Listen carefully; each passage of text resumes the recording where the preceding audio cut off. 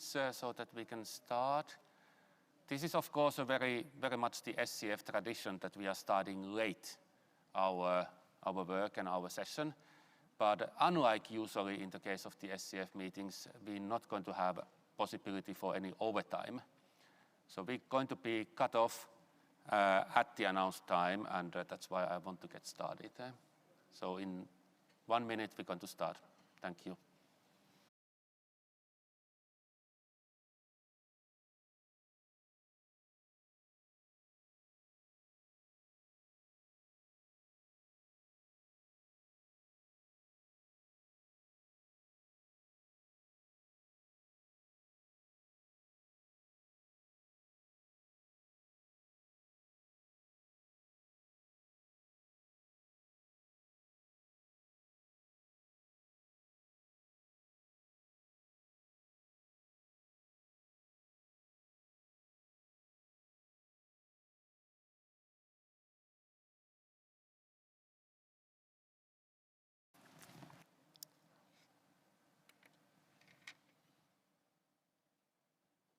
So we're going to start. Ladies and gentlemen, colleagues, friends, media, our observers, parties, excellencies, everybody.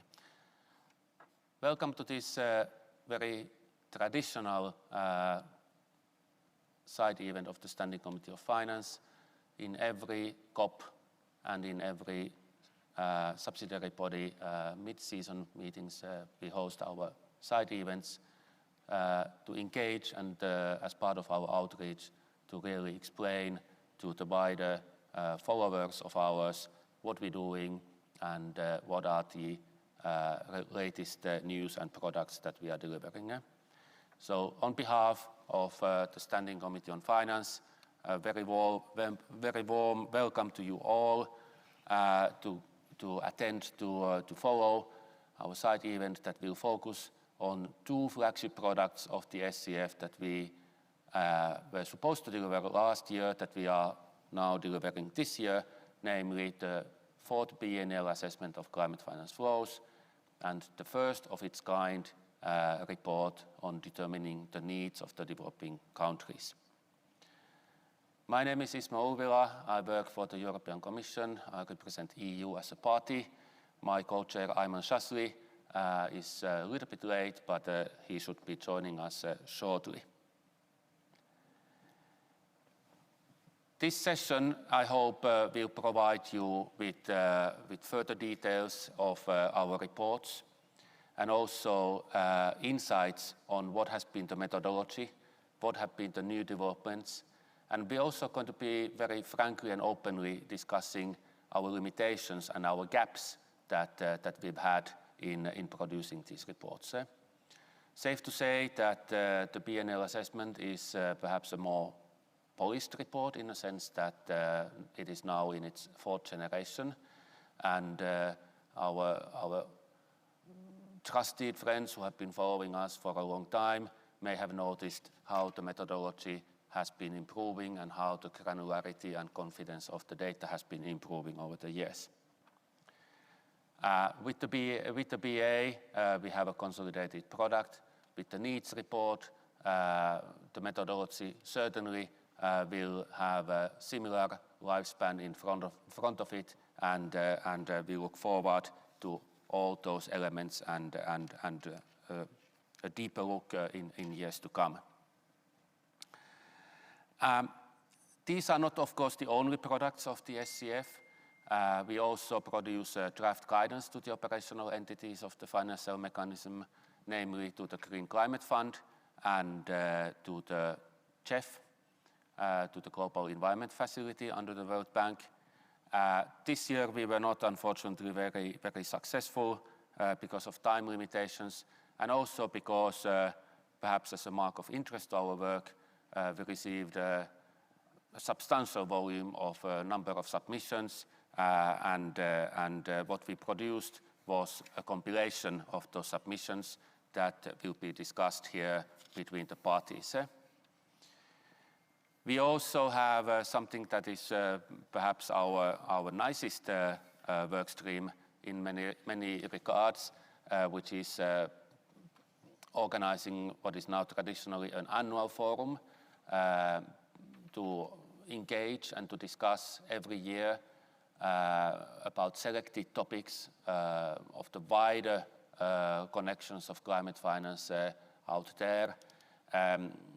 Now we are again living in special circumstances. So this year we organized a mostly virtual forum that focused on financing nature-based solutions, and we expect to organize a second part of that forum in person next year. The summary of that forum, as well as all the SCF reports, are available on the COP document directory and also on the SCF website. Now, with this introduction and without any further ado, I would like to invite somebody who's been following us for many, many years and who has been an integral part of our work, the Senior Director of the Climate Secretariat, Mr. Daniele Violetti, to deliver some opening remarks. Daniele, floor is yours. Thanks. Thank you, Ismo, and good day to all of you, participants, ladies and gentlemen. It's really a great pleasure to be here today and open this very important event focused on two flagship products of the Standing Committee on Finance. The fourth biennial assessment and overview of climate finance flows and the first report on determination of needs of developing country parties related to the implementation of the Convention of Paris Agreement. Let me first thank really all the members of the committee and especially the co-facilitators of the two work streams, Ms. Vicky Noyens and Seini Nafo, and Mr. Zahir Fahir and Matthias Frumery for their commitment and hard work, really hard work over the last years. So we know we stand at a critical point in the climate change process and essential in order to reduce the negative impacts on humanity and protect the planet from dangerous climate change. So we all know that in the multilateral process, evidence and facts play the key role in helping leaders break the deadlock on issues that divide them. Therefore, the technical work of the Standing Committee on Finance and the results of its deliberation are a vital contribution to the multilateral negotiation on finance, because such reports, both of them, are really the foundation for the evidence-based decision that needs to be taken in moving our common agenda forward.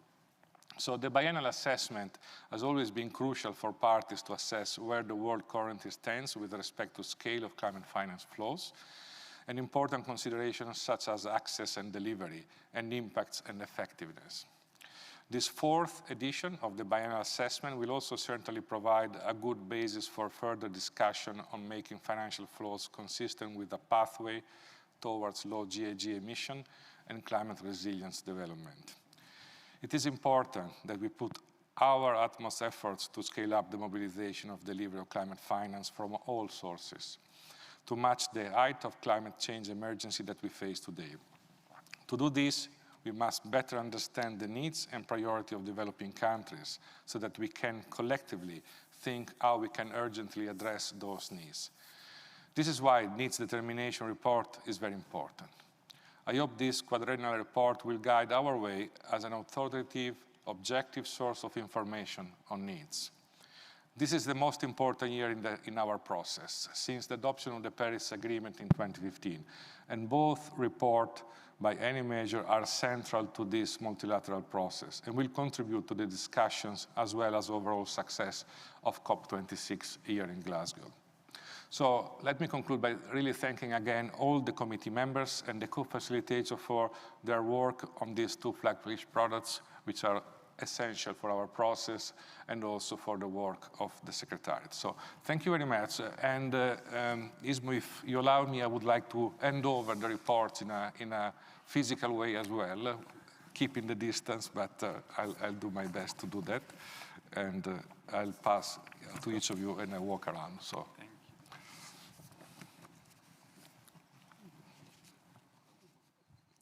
Thank you. Many thanks. Thank you.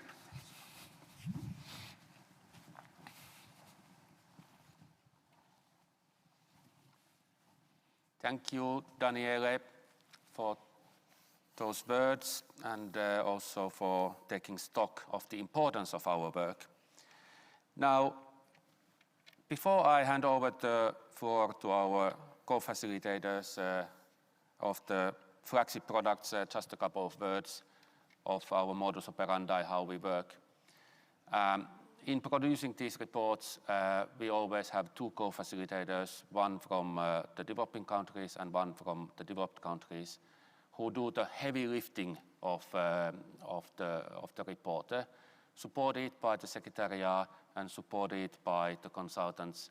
There has been an extensive stakeholder consultation behind these submissions from the parties and other organizations, and we have really tried to do our best in getting the best product for out there. With that, let me now first invite one of our co-facilitators of the biennial assessment to present the report. Unfortunately, Vicky is not able to join us today. Mais Seini, tu as la parole. Merci Ismo. Thank you, Co-Chair. Distinguished delegates, dear ladies and gentlemen, on behalf of Vicky and myself, it's a great pleasure to present the key findings of this fourth biennial assessment. In light of the COVID pandemic and the postponement of COP26, we are 1 year late, but would hope that this is our best version ever. So I'll start with a bit of context. One of the functions of the Standing Committee on Finance is to assist the COP with respect to measurement, reporting, and verification of support provided to developing countries, such as and preparing a number of documents, such as this one, the biennial assessment. So at COP17, COP17 requested the SCF to prepare the first BA, and this is now our fourth release since 2014. Over the years, we've had additional mandates by the COP in trying to make as well the information as granular as possible, reaching out and getting the necessary data. For the fourth BA in particular, in Madrid, the COP has mandated us to present the views on operational definition on climate finance and to enhance the technical work in the context of this BA. Further from COP24 in Katowice, there was also a mandate to map every 4 years as part of the BA the available information relevant to Article 2, Paragraph 1C of the Paris Agreement, including its reference to Article 9. This is the new and additional part in our work, quite exciting. So what's in the BA? The report consists into two products. We have a summary and the underlying report. Both are available on the UNFCCC website. And in addition, the summary is also contained in the annex of the report of the SCF to COP. So there are 4 substantive chapters. The first chapter is on methodological issues related to transparency of climate finance. Chapter 2 provides an overview of climate finance, and here we're focusing on flows from 2017 to 2018, including information on identified trends from the previous years. This is the 4th edition, so we're getting a bit more data points and starting to draw some early remarks, at least not conclusions, but some early remark on trends. Chapter 3 assesses the climate finance flows, considering the implication of their purpose, composition, effectiveness, access, and emerging trends as well under the UNFCCC. And the last chapter, which is the response to the mandate from COP24, includes this additional chapter on mapping information relevant to Article 2.1c. So on as Ismo presented, Indeed, there's been extensive stakeholder engagement and input, which was received from parties and non-party stakeholders in preparing this BA. We've had a number of events, webinars, and a series of webinars in preparing the report. So now on the key findings pertaining to methodologies on climate finance, the report has found that the consistency of reporting is improving. For example, in more consistent data, although there are still challenges across geography and sectors, there's been significant improvement on the information, specifically on the information on climate finance received through the biennial update reports. We had a raise from 60% of countries, developing countries who reported in 2014 information in their BUR, biennial update reports on climate finance received, to now 90%. Of course, the level of reporting, the level of granularity in the information was still not there, but we've almost reached universal participation, if I can use that term, for developing countries in providing information, which is a first step in then working on the quality of the information and quantity. Another notable finding is the emergence of more domestic budget tagging systems. 13 developing countries have established such systems on an annual basis, and 5 are in development. On operational definition, there's more or less a common understanding of what is considered as mitigation and adaptation, but there is differences in sector-specific activities, level of granularity when you get down to the really specific, to the specificity, as well as financial instruments and approaches in terms of counting public and private flows. So a number of, I'm sure that by now you'll be familiar with what we have coined our onion diagram, which has been a feature since the first BA, and we're trying here to depict an overview of climate finance flows for 2017-2018.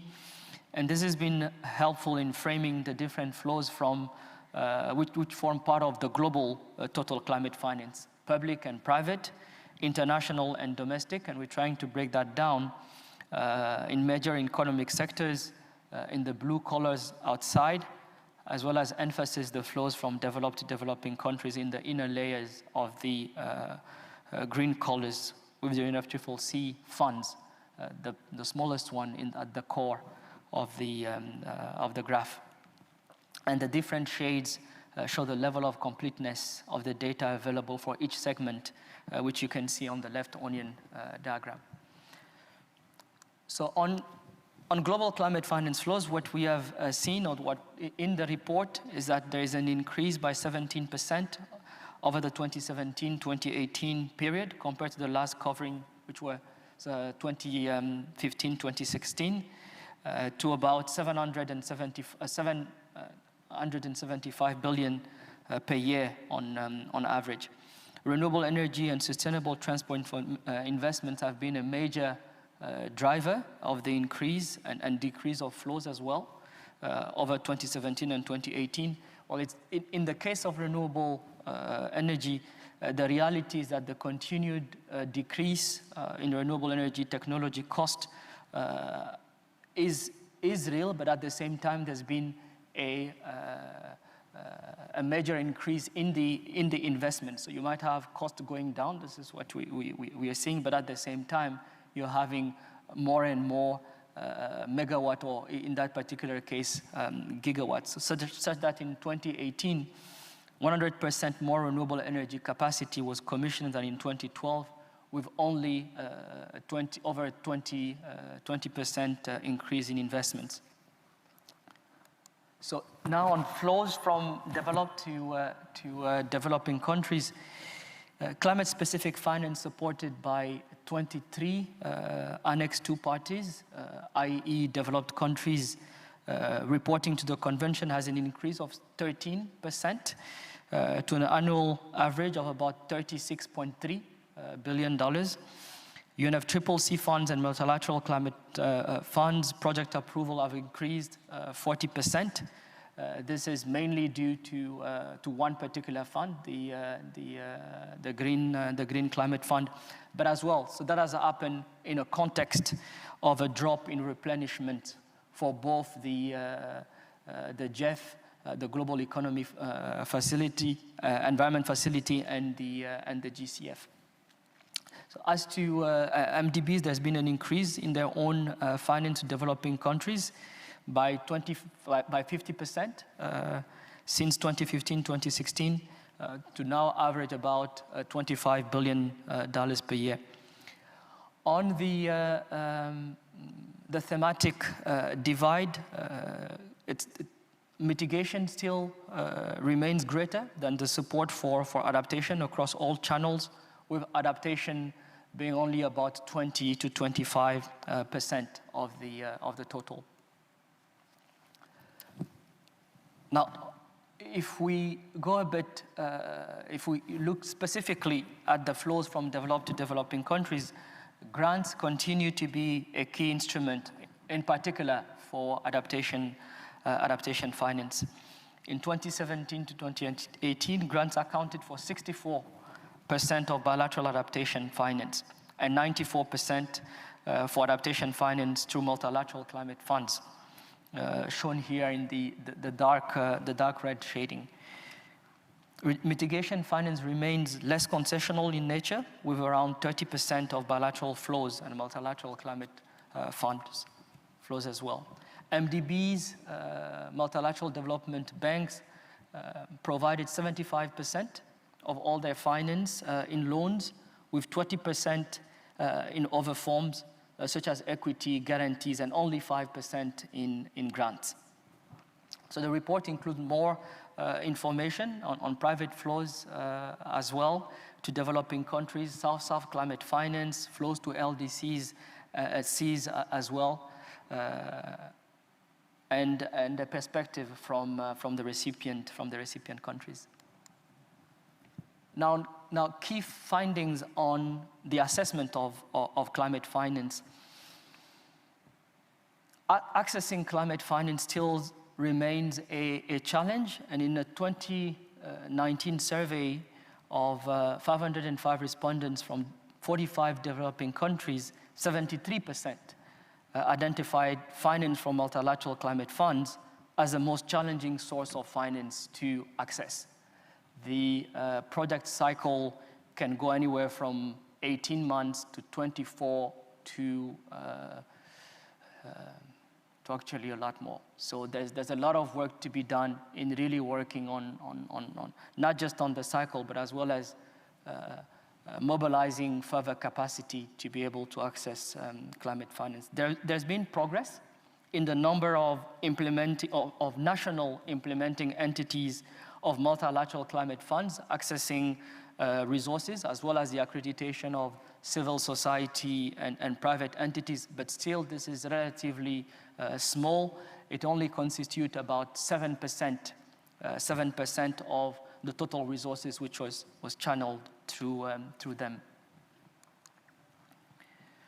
Climate finance now in a context. So if you're looking at the different, we call it the drops diagram. So although climate finance is increasing, it remains relatively small in the broader context of other finance flows. In particular, financial flows and stocks in GHG intensive activities remain concerningly high. Given the scale and speed needed for the transformation to low GHG emission and climate resilient development pathways, a sole focus on positive climate finance will probably be insufficient. Well, it is insufficient, so it will not meet the overarching objectives of the Paris Agreement. Now on the final chapter of the report. Really, last but not least, Article 2.1c, and for those who are not familiar with the wording of the article, this is about making finance flows consistent with a pathway towards low green gas emission and climate resilience development. What we're seeing here in this graph is since Paris in 2015 is a significant growth in relevant initiatives, particularly coalition fostering collective commitments on climate action. And the graph shows here the amount and the different policy, investors, and corporate initiatives that have grown since 2015. It's almost an exponential increase.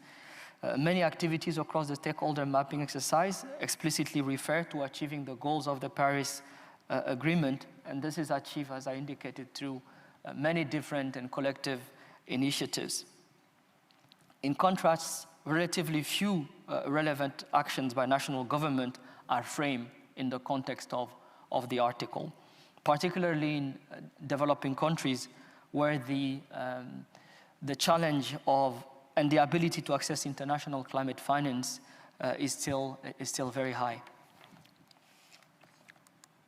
So other findings in the chapter is assessing the real economic impact and the risk of greenwashing, which really remains a challenge for us in measuring the effective role of financial actors in context of the article. Second, more work needs to be done to promote inclusivity and geographical representation across various initiatives, and further consideration of climate resilient development pathways is necessary. Most of the initiatives we've seen so far are focusing on the low GHG emission pathway and less on the climate resilient pathways. And it's also important to ensure that just transition financing is incorporated into the approaches to align with the goals of the Paris Agreement, or into classification of consistency with those goals, including in supporting vulnerable countries, both at assessing climate risks, as well as, again, accessing finance, accessing investments. And I thank you. Good to see you, Professor. Thank you, Ismail. This brings it to the end of the presentation. Now, that was really a mouthful and really good presentation. Thank you. We are a little bit behind the schedule, so there will be time for questions and answers after the next presentation on the needs. So Zahir and Matthias, floor is yours, please. Thank you very much, Ismail. Distinguished delegates, ladies and gentlemen, on behalf of my co-facilitator, Matthias, I'm Zahir Fakir from South Africa, Matthias from Sweden. Allow us to welcome you to this side event. First of all, I'd like to extend a sincere gratitude to our technical team in the UNFCCC Secretariat for all the efforts in supporting us in preparing this first report on the determination of needs of developing country parties related to the implementation of the Convention and the Paris Agreement.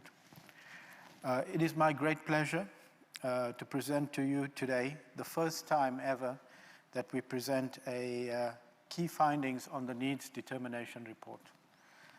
Personally, for us, we are, I haven't spoken to Matthias, but dedicating this report to one of the champions of climate change, a former member of the Standing Committee on Finance, and a lady that has been the name synonymous with the climate change process, and that was Benedita Müller from the Philippines.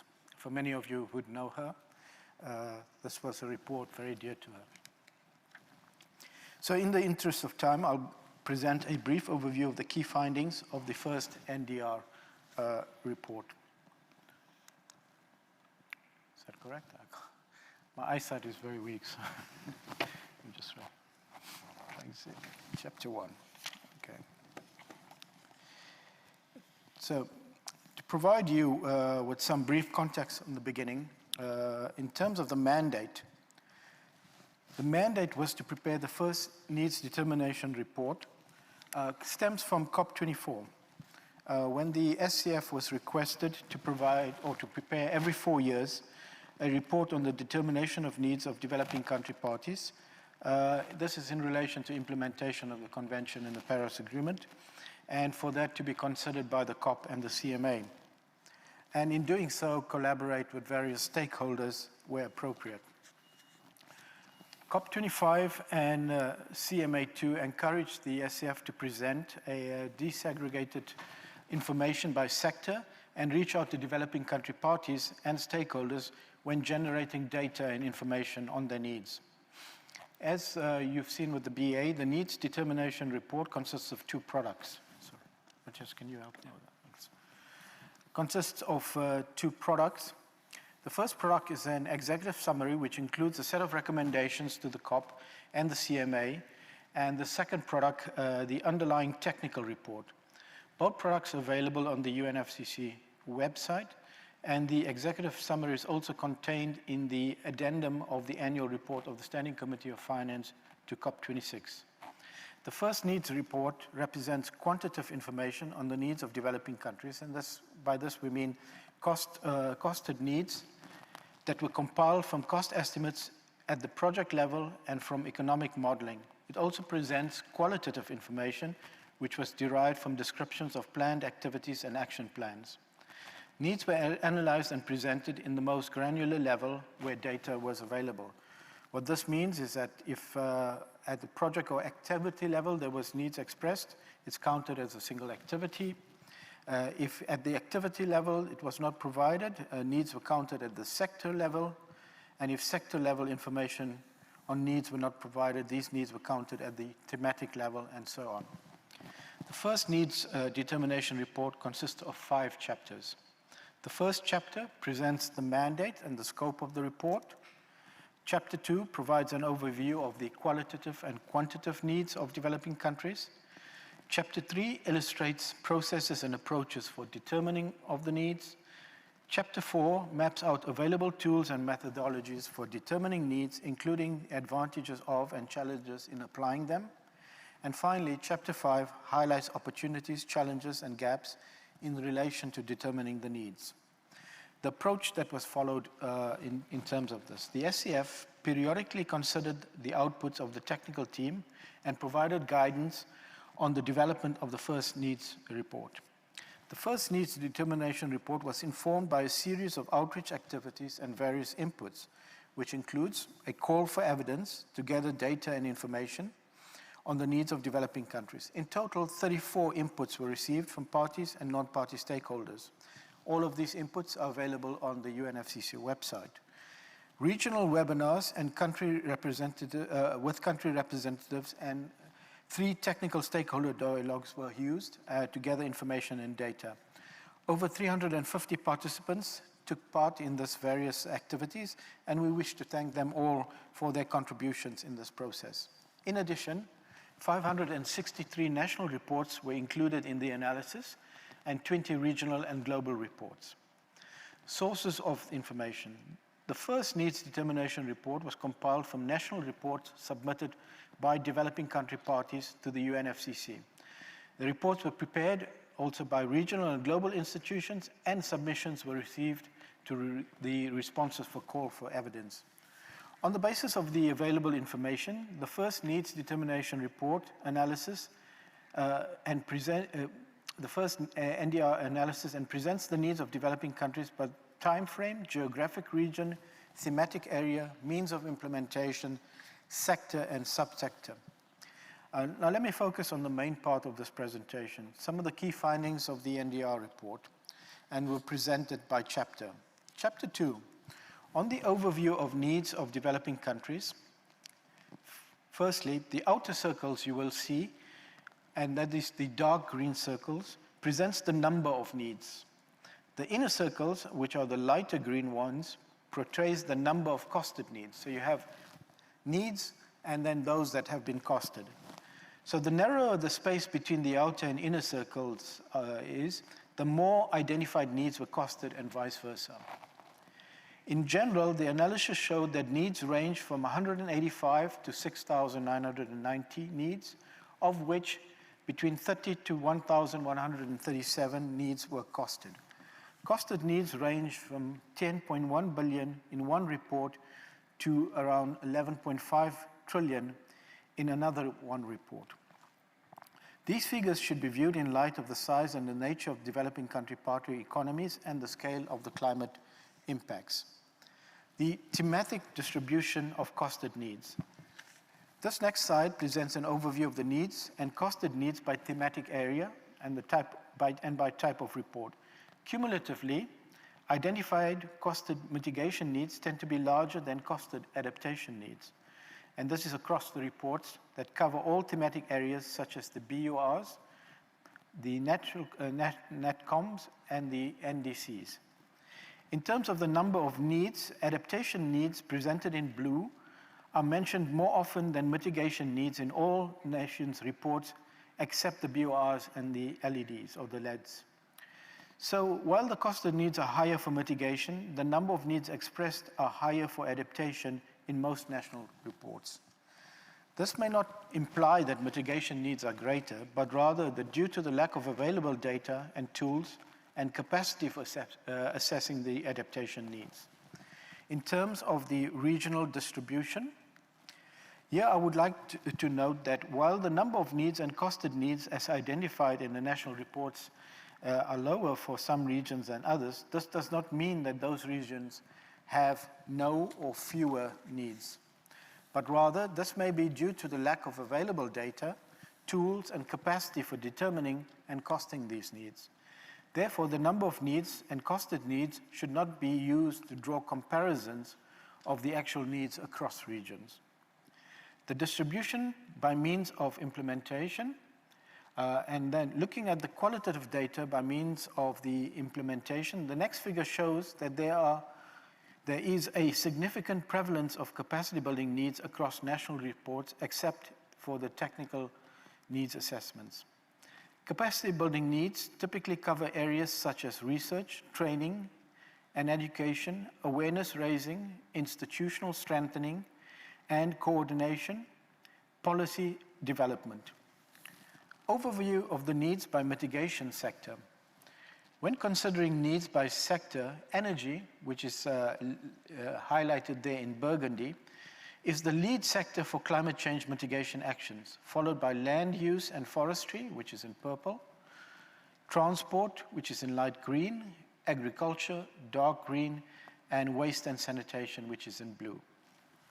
In terms of the overview of needs for the adaptation sector, moving to the next slide, and considering needs by adaptation sector, agriculture, which is in burgundy, and water in purple are two of the lead sectors for climate change adaptation actions, followed by disaster prevention and preparedness, which is in pink, coastal zone management, light blue, and health in dark green. Other needs. The first NDR also considered other needs related to gender, indigenous people, and vulnerable groups. Across national reports, less than 10% of the reports have identified needs referred to gender or specific communities. Some reports also link needs to the SDGs and the Addis Ababa Action Agenda. In general, the implementation of climate action is mainstreamed in SDG-related activities. However, a few reports express needs focusing on institution building and policy development. In terms of the needs identified in terms of regional and global reports, firstly, for mitigation needs of developing countries, these reports use a mix of climate economic modeling for scenarios below 2 degrees, where needs range from 2.4 trillion to 4.7 trillion in annual energy-related investment needs globally. Investment opportunities based on stated national plans and targets including and beyond the NDCs. These range from 23.8 to 29.4 trillion for emerging markets from 2016 to 2030. And investment estimates for achieving conditional NDC targets using carbon prices, for example, it represents 715 billion in Africa. With respect to estimates related to adaptation and resilience, needs were illustrated as follows. Based on the bottom-up national and sector-based studies, they range from 140 billion to 300 billion annually by 2030. Measuring impacts to GDP, for example, range from 289.2 billion to US $440.5 billion up to 2030 in Africa. The incremental investment needed to upgrade or retrofit infrastructure ranges from 11 billion to 670 billion in annual incremental costs. The information and data generated from the national, regional, and global reports cannot be compared with each other, as the reports have different timeframes, objectives, and scopes. However, all of the reports may be viewed as complementary in offering different insights, granularity, and approaches for identifying needs. Finally, it should be noted that regional and country classification used in illustrating the needs from global and regional reports do not reflect the country and regional classification used under the UNFCCC. With that, I'll hand over to Matthias.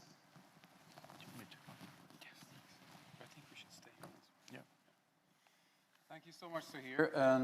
And I think we probably were missing a slide there. Apologies for that. So for this slide, we are now moving over to the processes and approaches described in Chapter 3 of the technical report. And we can see that many countries have described a process for needs identification, which more or less follow the 4 steps illustrated then on this slide. The consultations between the lead ministry to ensure country ownership and high-level support. Secondly, setting up or drawing upon institutional arrangements to coordinate the needs identification process, for example, in the form of steering committees. Thirdly, stakeholder consultations, mainly from government line ministries, non-governmental organizations, and the private sector. And fourthly, consolidation, definition, and documentation of needs.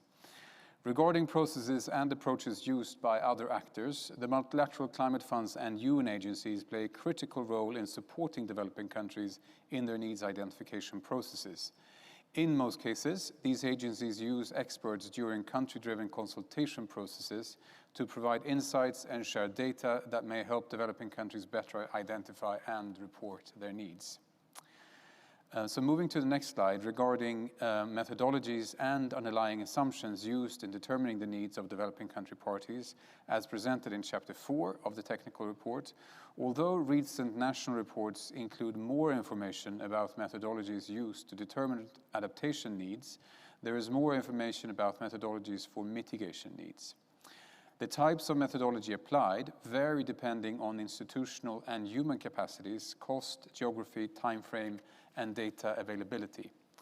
UNFCCC reporting guidelines, such as those provided for TNA preparation, have facilitated the identification of needs for technology transfer and capacity building. Compared to other reports, TNAs and TAPs provide, in most cases, a higher level of detail on needs. Moving on then to Chapter 5 on the challenges, opportunities, and gaps in determining the needs of developing country parties. Starting with the opportunities, several regional and global institutions such as the GCF, the GEF, and the Adaptation Fund and UN agencies support countries in their needs identification process by providing expertise and data.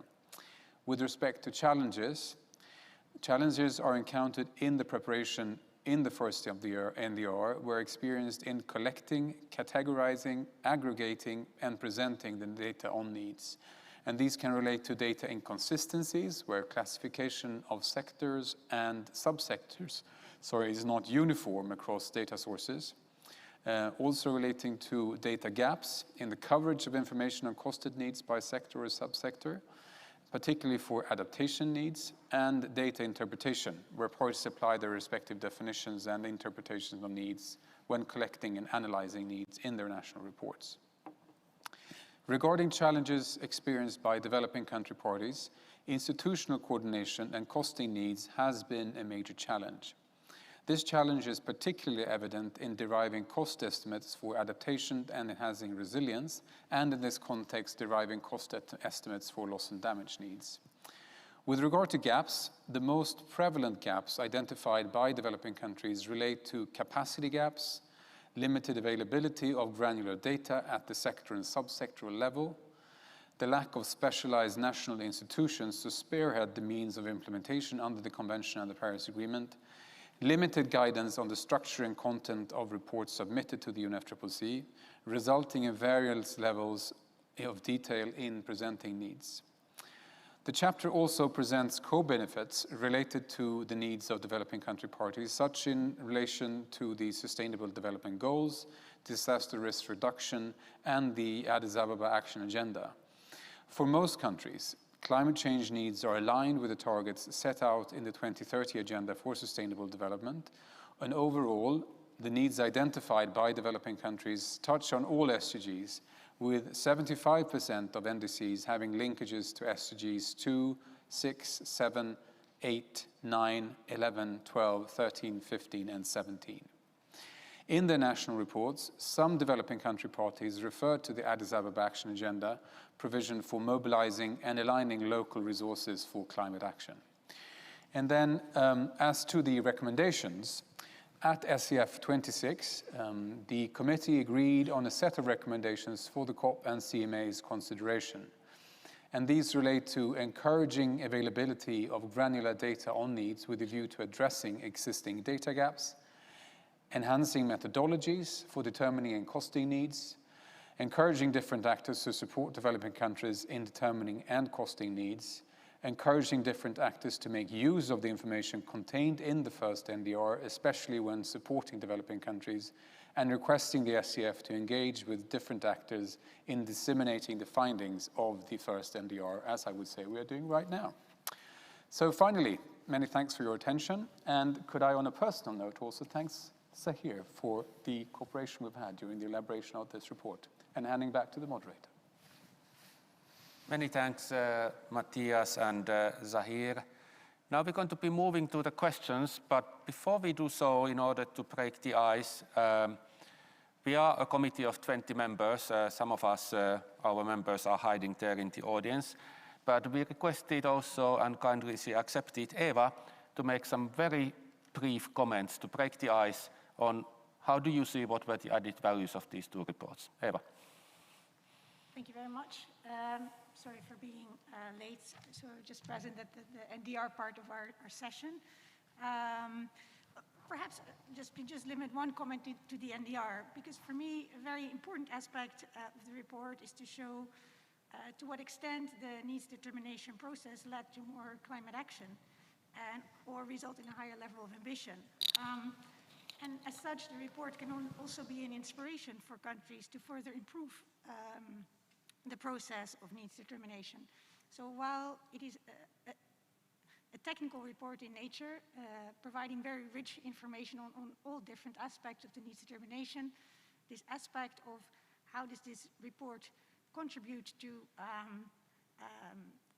higher level of ambition is for me a very important aspect. So also for the audience, I think, please, while read it, also read it with that in mind. I'd like to leave it at that. Thank you very much. Thank you very much, Eva. Now we have 20 minutes, and I know that the Secretariat colleagues are trying to negotiate for more time for us. Hopefully they succeed. Let me open the floor for those attending in person and virtually. And if you do participate and wish to have a question virtually, please raise your electronic hand. And once you are called in, mute and then unmute and introduce yourself briefly when taking the floor. Floor is open.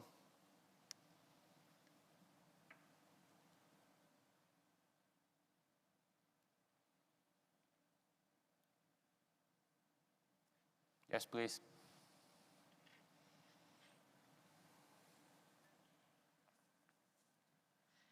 So good afternoon, I think it's already. And thank you very much for the opportunity to say a few words on behalf of the Paris Committee on Capacity Building. My name is Roberta Ianna, and I'm currently serving as the co-chair of the Paris Committee of the PCCB, as we call it. And first of all, let me congratulate the SCF on these two important reports which are very timely and relevant also to the work of the PCCB. In particular, with regards to the needs determination report, the PCCB takes note of the invitation to consider the insights identified in the first NDR when implementing its work plan. And we do indeed see great linkages between the report and its findings and the work of the PCCB. Based on our own work, I fully concur with the findings in the report, for instance, related to prevailing data gaps related to capacity building needs, challenges of countries to assess their capacity building gaps and needs, as well as persisting human and institutional capacity gaps in a wide range of areas. Findings from the PCCB work also support the findings of the NDR on existing opportunities, including with regard to existing platforms for sharing experiences and good practices. In this context, the PCCB itself is also facilitating platforms like the capacity building event series as the regional climate weeks, or also the PCCB network as a global platform that also includes regional meetup for experience sharing and peer learning on capacity building related efforts. We are also in the process of finalizing a toolkit to assist countries in assessing their capacity gaps and needs to implement the Paris Agreement, which will contain information and resources, including examples for improving the needs determination process. A presentation on progress with the toolkit development will be held on November 8th at the Capacity Building Hub here at the venue here in Glasgow, and we warmly invite the SCF and other interested actors to join that session. In addition, the findings from the NDR can also be linked with the work of the PCCB on enhancing ownership of capacity building and the work under our focus area related to building capacity to consistently implement NDCs in the context of national development plans and a sustainable recovery. From the PCCB side, we look forward to further discussing the linkages between the SCF work on its determination report and our own work in the context of our regular coordination effort with the SCF, other constituted bodies and the operating entities of the financial mechanism in the informal coordination group for capacity building under the Convention and the Paris Agreement. And in particular, next week's meeting of the informal coordination group at the sidelines of COP. Thank you very much. Thank you, Roberta, and I'm also co-facilitating capacity building here, and those topics that you raised seem very familiar. Matthias is our focal point to capacity building and PCCB.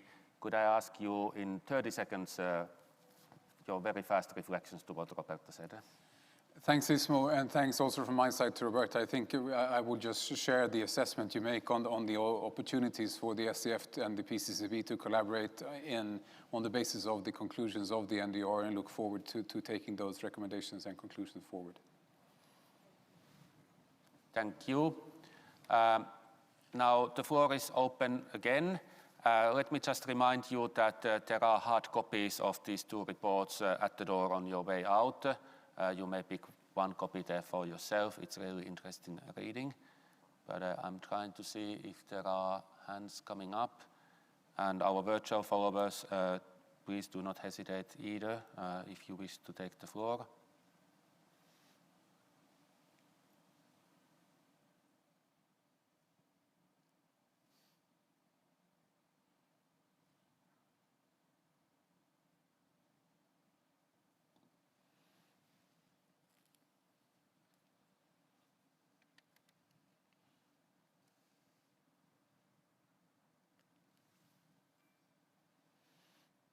No.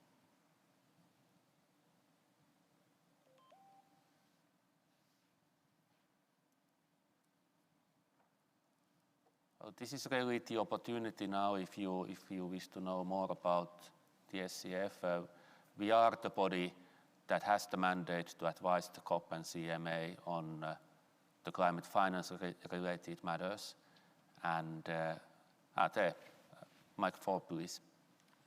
Hi, good afternoon. Liana Schalatek from the Heinrich Böll Foundation in Washington, D.C. Sorry, I'll take that off. Hopefully the room is large enough. I have a couple of questions related to how we can get more detail in reporting on climate finance mobilized and received, particularly on whether there is possibilities to increase the specificity to get more detailed information for how much finance is provided locally, meaning with a focus on local provision, and also how much finance is provided with a focus on gender specifically. Obviously, there are the real markers and the gender markers, and both are correlated, but that still leaves a lot of detail to be desired. And so question would be to the Standing Committee on Finance on whether as part of the deliberations and basically assessing the information available, there was also thought about how to improve the data availability, not just pointing out the gaps, but recommendations on how to fill some of those gaps.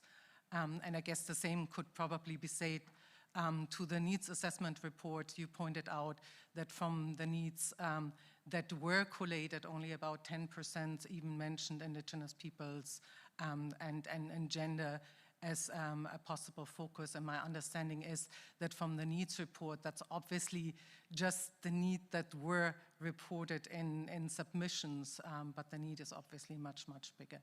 Thank you. Thank you for those very far-reaching questions. I'm going to ask Seini and Zahir in a moment to give you answers, but let me just say in general terms that, first of all, please do become our observer. Our meetings are web streamed, and we welcome people to be in person once the pandemic is over. And in the meantime, we are web streaming our meetings in all transparency. Second, I think that what you just raised is very much at the heart of our work. The quest of always improving the data and having better confidence on that. This is something that has been ongoing for some time. And we also do have a work stream for monitoring, reporting, verification that we try to follow as our time schedule permits. But now perhaps to Seini first on the BA-related questions, and then Zahir or Matthias, if you want to come on the needs. Thank you, Lion. I mean, this has been, for some of us, involved in tracking climate finance or MRV of support for some years. The level of specificity and level of granularity in the information, especially at the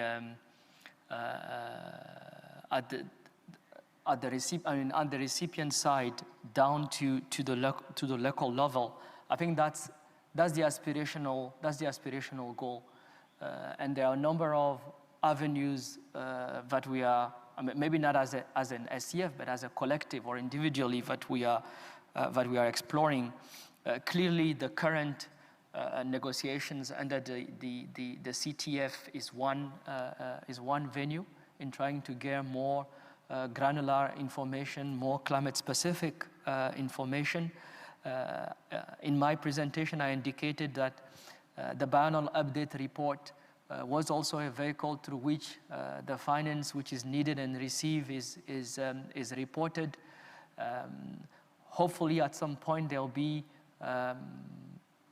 maybe further guidance in if not strengthening, in opening up to ensure that you can get that information in a more systemic manner.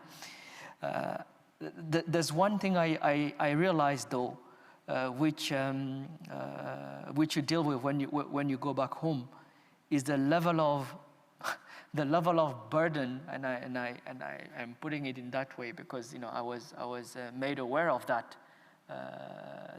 The level of additional burden that we put on the system in terms of reporting, in terms of reporting requirement, the amount of resources which goes into that is quite important.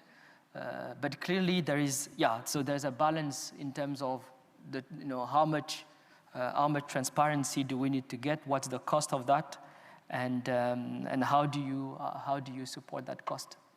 But I'll be happy to provide. I have a lot of views on this. I'll be happy to provide that over virtual coffee or real coffee. Thanks, Seini, and we are fortunate to have a person like Seini in the SCF who is an institution, one of the institutions of this process, and who has been a member of the SCF from day one. That's Cancun, right? Durban. Yeah, it was founded in Cancun. Now, either of the gentlemen on the question related to the needs, please. I can start and Matthias can fill in.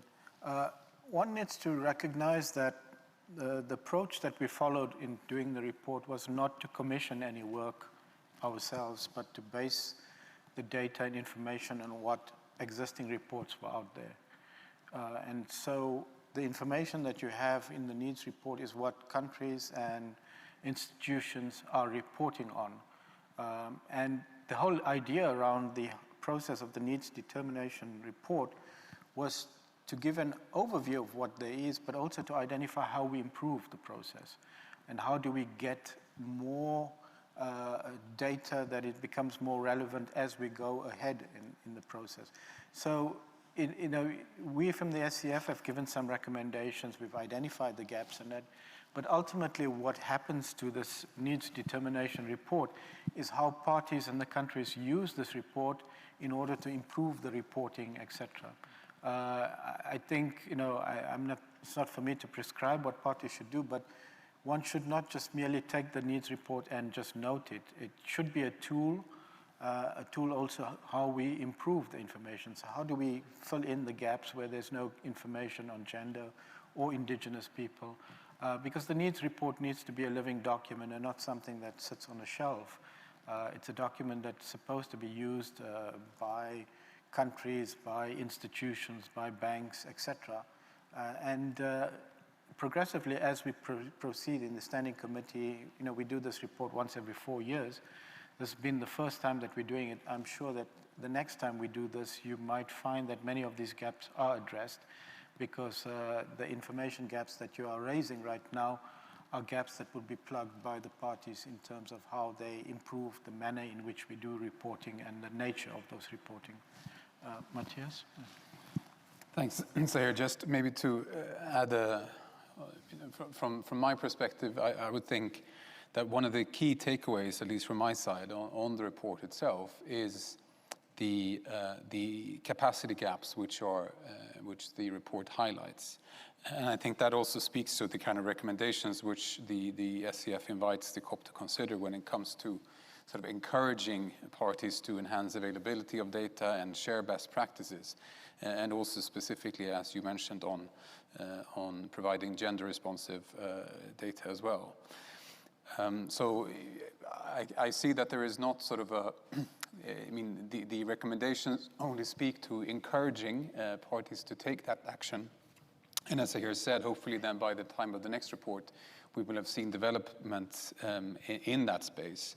But it could also be worth recalling that in terms of the national reports which we have looked into, these are 9 different types of national reports. And I think that also you can see there are varieties both between countries and within countries in terms of how countries have the capacity to respond to those reports, and also to the extent which there are reporting guidelines issued by the UNFCCC, which then the countries are expected to comply with. So hopefully the recommendations which we have put forward can support us all in delivering the enhanced reporting in these various types of reports as we move along. Thanks. Thanks, colleagues, for those answers. I am being informed that our time is cast in stone. We have to finish in 4 minutes. There is still a possibility for a very short question if there are any. If you do wish to make a question, there, please. Mic 2. Thank you, and I'll promise to be short. Thanks. Maeve from the Government of Ireland, and I work on climate finance domestically for ourselves and our international commitments. I had a quick question just around the point made about access, and particularly to the international climate funds. And I'm sure it might be in the report, which I will definitely pick up, but is there more granular information on that from that survey in terms of what countries are struggling and thinking about that going forward for the discussions, particularly around the GCF and the GEF? So a quick one, hopefully, but thank you very much. I'm very useful. Thanks. Well, this could go to any of us, but I guess, Seini, you want to take it? Yeah, I mean, I'm sure we can make the survey available, liaising with the Secretariat, but quickly on my own assessment, and I'm happy that our colleague from the capacity building committee was able to take the floor. The way I see it, and this is now as a developing country, as one coming from an LDC, accessing finance, there's three broad categories of challenges. The first, I call it being able to even formulate whatever you need to formulate. And unfortunately, in accessing climate finance, you need to link science, policy, and action. If you want to have access to finance project or program level, this is the biggest challenge, especially in adaptation. The second challenge is then the mobilization itself. How do you mobilize and blend public and private, domestic and international? This is a full-time job. I like to call it, in the private sector, they have bankers for that. They're called investment bankers. It's not just a public servant sitting there who's trying to do it. No, you have real professionals who blend finance, who do very structured, complex, and frankly, when you check some of the GCF project or some of those project adaptation fund, that's grant-based, but some of those projects, they will require dedicated financial engineering skills. You don't have that sitting in government or in ministries. And the third is the execution itself. How do you then coordinate? It's team effort or system effort. How do you coordinate someone who understands science, policy, and action with someone who is definitely from a finance background, and you want then that finance to land in a local village or in a rural community, and at the same time you want impact and you want an M&E framework, systems approach. And this is a challenge. It's a challenge for developing countries' government at the national level, let alone at the local level. But we're working on it from the African group perspective, and we'll be happy to share some of the actions that we're taking on the ground. Thanks, Seini, and we have a less than minute left, which brings me to conclude this event.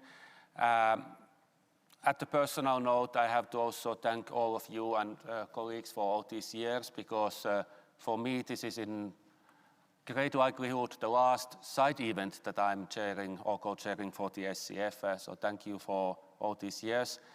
Do follow us, our events, our work. All the information is at the website unfccc.int/SCF. With this, thank you very much, and stay healthy and stay safe.